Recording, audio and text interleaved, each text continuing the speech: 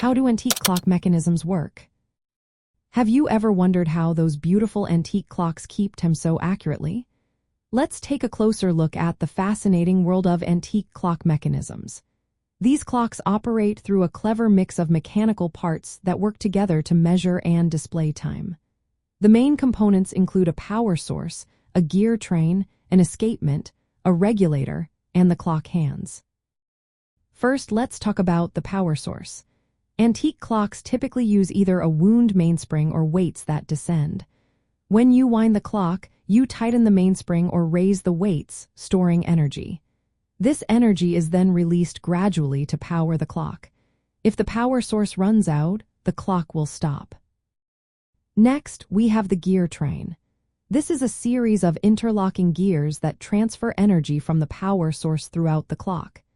Each gear meshes with the next, controlling how fast different parts move. The design ensures that the minute hand makes one full rotation every hour, while the hour hand moves at a slower pace. Now, let's discuss the escapement.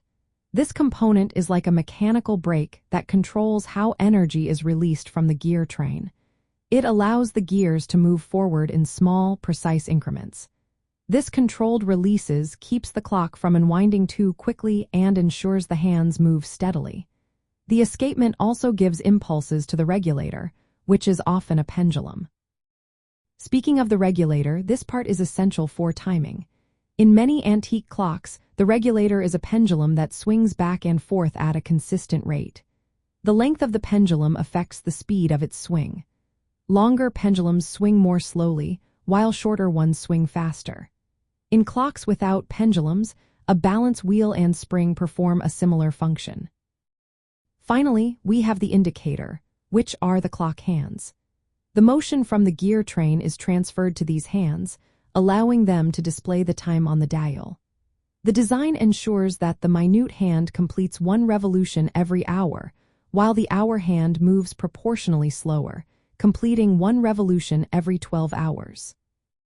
In certain types of antique clocks, like grandfather clocks, you will find multiple weights hanging on chains. These weights provide the driving force through gravity, slowly descending as they power the clock. The pendulum and escapement work together to regulate this energy releases, maintaining accurate timekeeping and producing that familiar ticking sound. Understanding how these components work is important for collectors and enthusiasts. It helps you appreciate the craftsmanship and mechanical skill involved in antique clockmaking. Proper maintenance, such as regular winding and servicing, ensures these clocks continue to function and remain as cherished collectibles. So the next time you admire an antique clock, you can appreciate the intricate mechanics that keep it ticking.